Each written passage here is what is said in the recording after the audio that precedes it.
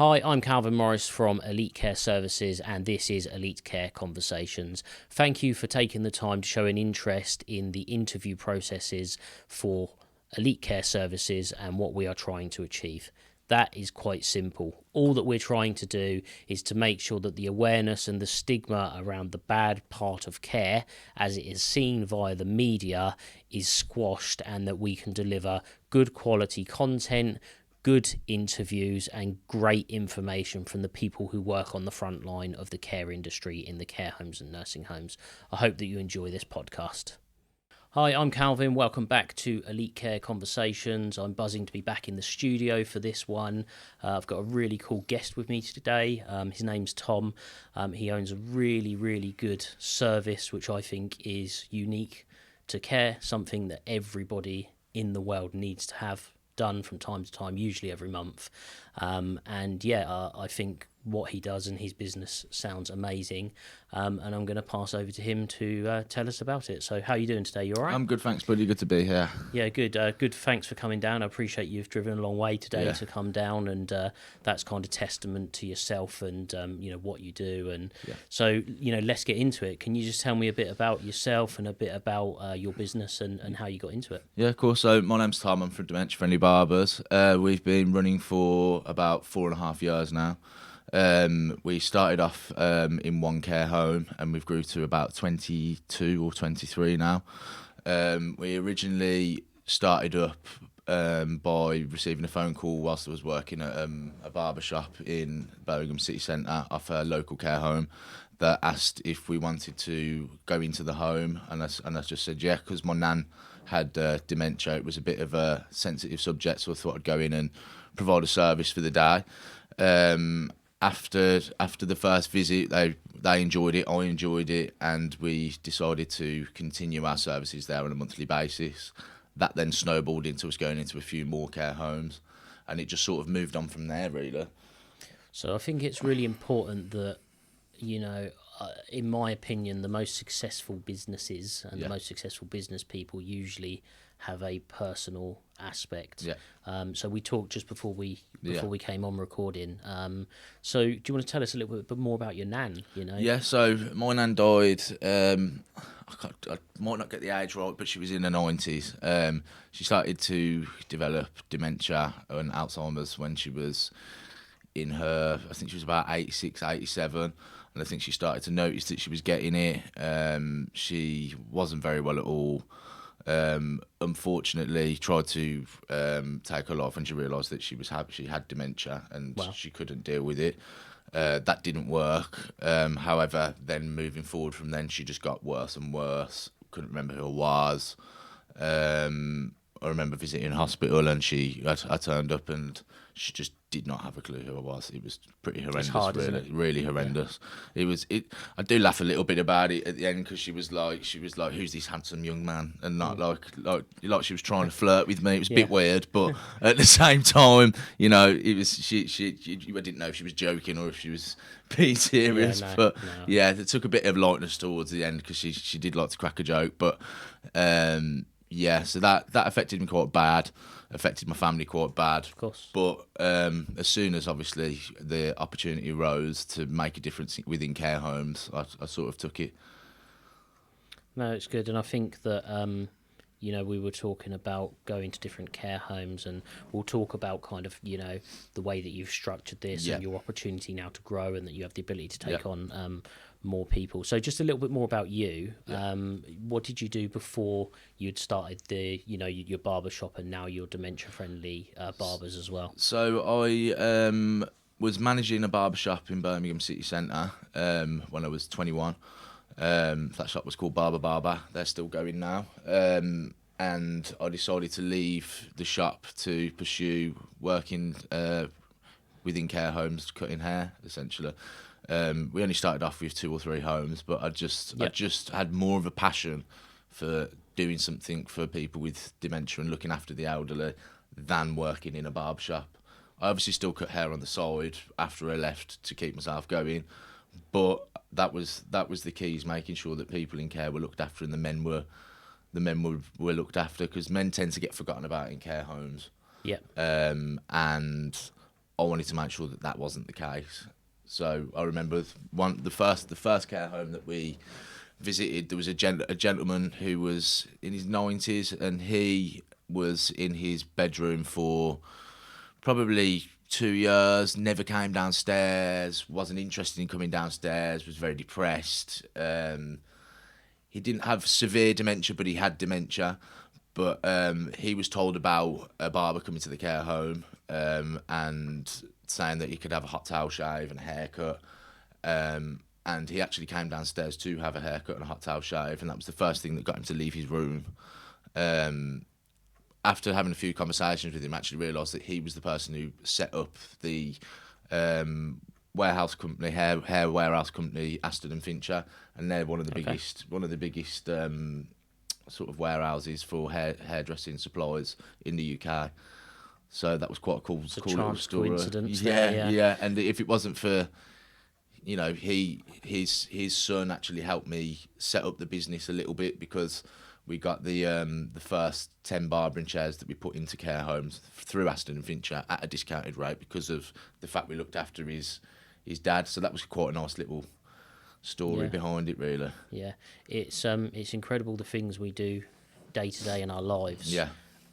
Everybody gets a haircut, you know, normally once a month, maybe every 2 months. Yeah. And it's just something you go and do. Yeah. And it's incredible when you're in a situation like this gentleman that you're talking about, who's in a care home, who's then feeling isolated from the sound of it, without making presumptions. Yeah. And something that we think is as little as having your hair cut, you then touched him on such a personal level, by going in and doing what you're doing. Exactly. And I think, you know, when I was younger, I used to go to a you know, what I call professional salon, and sometimes pay sort of £40-50 to have my hair cut. And obviously, as I got a bit older, I ended up going to barbers, and actually realising that barbers are specialists for men, essentially. We are. I mean, I come from a hairdressing background. I trained at Tony and Guy, so I'm sort of a bit of both. Nice. I trained at Tony and Guy, took a little bit of a gap when I lived in Ibiza for 6 months, and then came back and trained to do barbering as well. So I've sort of got the best of both worlds, but I wouldn't be able to do half the haircuts I can now if I was just being a hairdresser. Of course, so it's a just different kind of... Yeah, it's just gaining that experience, isn't it? Yeah. And something that we teach care workers as a supplier of staff to care homes, and part of it is about shaving men. And sometimes what's available is the cheap Bic razor, which as a man with a beard or that shaves, you'll understand the difference between your sort of Gillette Mac Freeze and your and your disposables. And I think at all times, you know, you go through a stage of, I don't know, you might be somewhere and you've forgot your razor and you have to buy some disposables. It's just not the same. Not the one. No. And when you're then teaching men or women to shave somebody else, with one of those, but it's sensitive, isn't it? You know, especially when you first start shaving. Well, with gentlemen, as they get older, their skin gets a lot droopier. It's not as tight, so you're actually having to stretch their skin from here, basically over the top of the head. So it's a lot more difficult to do. So I think there's a hell of a lot of training that goes behind having to shave someone. And this is all the things that people don't see. You know, we talked about business a little bit. Yeah. We talked about all the you know, the hidden things that people don't see. I sometimes use the example, I don't know if you've ever seen the picture with the iceberg and you've kind of got the waterline and you see like the tip of the iceberg sticking out, right? And then they say, you know, the bottom of the huge iceberg underneath the water is all the stuff people don't see that ultimately get you to a point where you're cutting somebody's hair and giving them a shave or a towel, hot towel or whatever services you're doing that day. You mentioned earlier, which I thought was incredible, about some of the distances that you travel on a regular basis. So you're Birmingham based. We've got care homes in Leeds. How far is Leeds? Leeds is about 2.5 hours away from us. Each way. However, because we've got 3 care homes in Leeds with one company at the moment, they're called Vida. So we do we both do the one on the first day because it's got 60 gentlemen in. So we'll both do me and my member of staff will go up and do the first day together, and then on the second day he'll cover the one home, I'll do the other one, and then we'll drive back. So we actually Yes. stay up overnight and do those ones. Yeah. But a lot of the time, we don't have a lot that are like that. A lot of the time, Leon will travel to London, for example, which Yeah. is 2 hours. Yeah. Do a day's work, then drive back. Yes. Which is another 2 hours. Yeah. And But I think what people don't understand about the lengths that you're going to, you're spending a night away from home. Yeah. There's fuel costs and hotel costs to that. To add into it, To add into that, then when you go down to London, there's 5 hours of travel. Yeah. Where you're effectively not charging for that time. Exactly. Yeah, correct. To then deliver the service. Yeah, So yeah. I think that leads us nicely on to kind of the future of your company as well. Yeah. A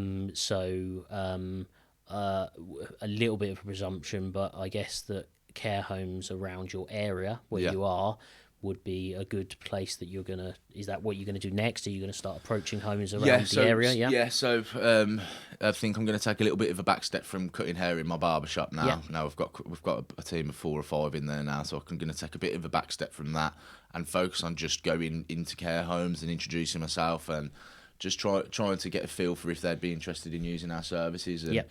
and just trying to explain really what the benefits are of using us as opposed to just having a hairdresser come into your home and charge for a service. Can we touch on that, because we spoke about that, and I think Yeah. that's really important in your message. Yeah. So we can talk about pricing in a minute. You Yeah. said that a way that you've done it is having a set price per month. Yeah. Regardless of, to a certain degree, regardless of how many haircuts that you Yeah. do in that care Yeah. home. And then we talked about, quite rightly that, quote, your competitors who are Yeah. hairdressers who might actually charge a bit less. They charge less, but they're Even not getting the service. Okay, and this is important because the purpose of care at all levels is service. Yeah. However, we also started talking about budget, Yeah. and that people are pushed and at the moment to the extreme with Yeah. rising costs of food, gas and electricity, minimum wage increases with the impact from national insurance contributions and holiday pay and all those Yeah. things that come with Yeah. employing people properly and legally. And then, of course, services like yourself and what you do are then impacted directly with affordability as such. Of So course. can we just talk about, personally, I think the pricing's fantastic. Yeah. Can you just tell me, if I had a care home and I wanted, 10 to 13 people to have their hair cut in a day? Yeah. First, is that possible to do that many in Yeah, a day? it is. As I say, it's the costing would vary slightly based on the distance and stuff, but an average figure is about £225 for the day. Yep. For that, all your gentlemen will get a haircut and a shave if able. I say if able because if they are reactive, we can't be putting a cutthroat next to their face if they're going to be reactive. But we can still shave them in with the machine regardless if they can sit during the service. We do find a lot of the time that the gentlemen, as soon as they sit in the chair, are absolutely fine. It's really calm, and it's sort of, I don't know, it's really strange because they could be really reactive during the day. You put them in the chair and they just sit there and they're really enjoying the service. Yeah. So it's around £225 for the day. For that they get haircuts and hot towel shaves. What was I saying? Sorry.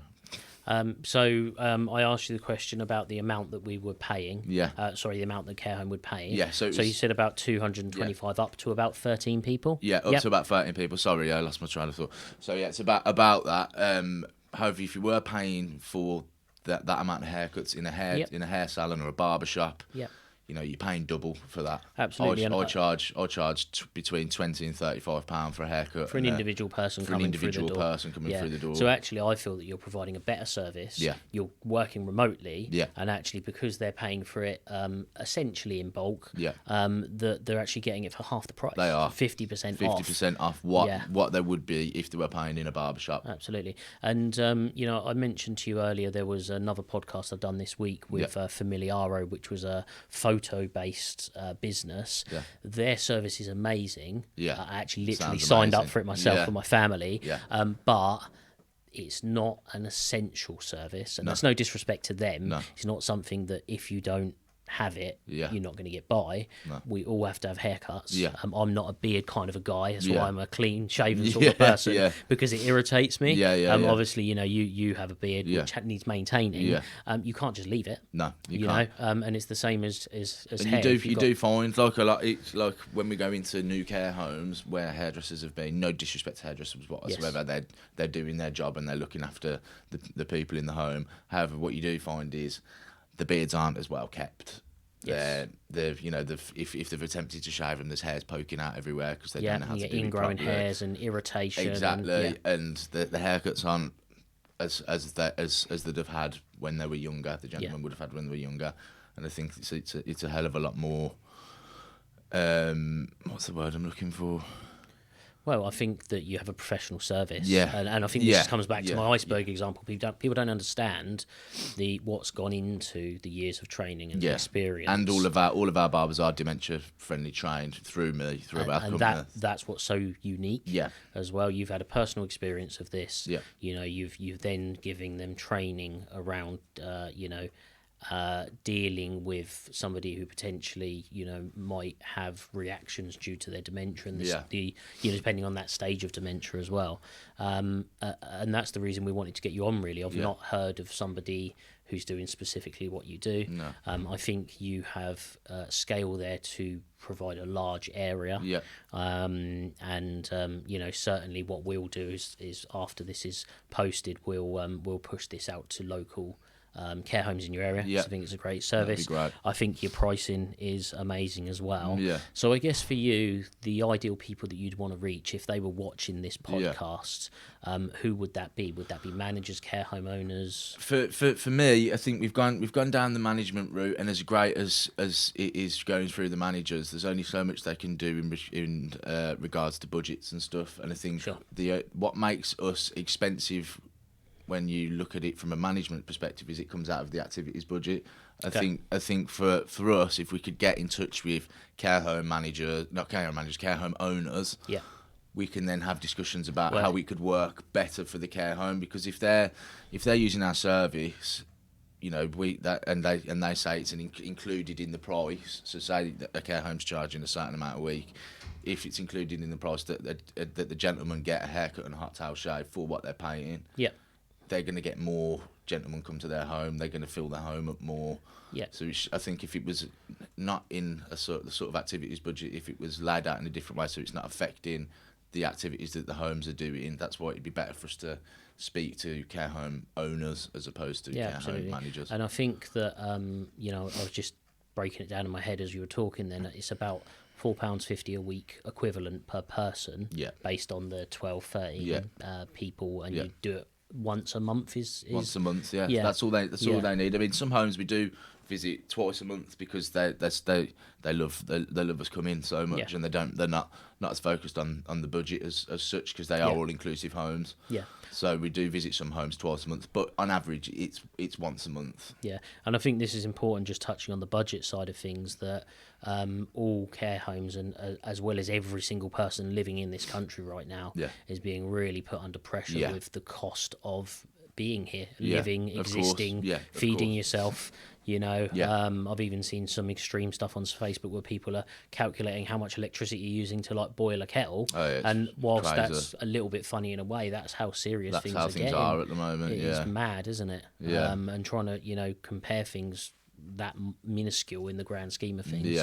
But at the same time, what would happen if there were no barbers? If there was nobody to cut hair, we'd all be looking like cavemen. Well, exactly. And I think what it's nice is when the families do come in to see, like for the feedback we've had, is when families do come in to see their dads, and they're nicely groomed, and they're looking nicely groomed. good. They may not be themselves completely, but they look like nicely groomed, and that's better than coming in and seeing that you're paying a minimum of £1,000 a week for your granddad to have his face covered in hair and not look himself looking a bit shaggy. If he's looking pristine, you're happy then, aren't you? And every time I have my hair cut, you feel good. You walk out of the salon, and you feel like you look good, and it's nice for the gentleman, isn't it? And stuff. It's nice for the gentleman to look at themselves in the mirror and and feel good. No, it's great. I think it's really good what you're doing. So, Thank you. so if you're watching this on YouTube, we will drop the link for your website of how to get in contact. Underneath. We are currently making a website at the moment, so it'll be email address, social LinkedIn, media, Instagram, all of that sort of stuff. Great. Okay. All right. So let's jump onto that then. So if somebody wanted to get hold of you today. But this will go out on Spotify, so just audio, but also on YouTube. So we can actually drop any links on the YouTube. But can you just tell us the best way to contact us is through our email, which is dementiafriendlybarbers@gmail.com, or you can contact us through Instagram, which is also Dementia Friendly Barbers, or through LinkedIn, which is Dementia Friendly Barbers as well. So okay, perfect. Okay, cool. All right, well, I'll certainly link in with you as well after this. I know a lot of people, care home owners, managers, etc., that I could potentially put you in contact with. Perfect, that's great. And look, that's the purpose of Elite Care Conversations and what we do with the podcast. This is not about us and what we do as a company. This is about unique services in care, and people who actually care about what they're doing. And driving 2.5 hours to do some haircuts, staying overnight in a hotel. I don't think you can get many people in the world of barbers and hairdressers who are going to be willing to do that on a consistent basis to provide good quality services to the residents in care homes. So I think it's a great service that you've got. Thanks for that. So at the moment you're in Birmingham, specifically Sutton Coldfield. You're going to Leeds, you're going to London, you've got some homes more locally. Going to Norwich and places like that. And we're literally all over. You're literally almost everywhere but where you are, in a way. So you must like driving. Not particular. But look, I think that you keep doing what you're doing. I think that it's a great service, and I think that you're going to expand quickly. Thank you, appreciate that. Look, thank you very much for coming on. Really appreciate talking of driving, the hours that you've driven to come down here to Portsmouth to do this. Look, and if anything that we can do to help would be amazing. Thank you. Look, thanks for coming on. So thanks for listening. Appreciate it. And we'll see you on the next podcast. Thank you. Thank you very much for taking the time to watch this interview on Elite Care Conversations. I'd just like to say the only way that we're going to be able to make a difference and reach a wide audience is if people like, comment and share this video. Please feel free to do that. It very much helps the cause of the reason that I've decided to do this.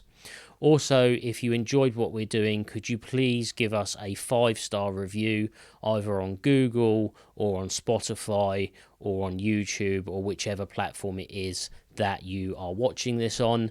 If you are watching it on YouTube, please do subscribe for future notifications about the different videos that we're going to be uploading. And thank you very much. I'll see you on the next one.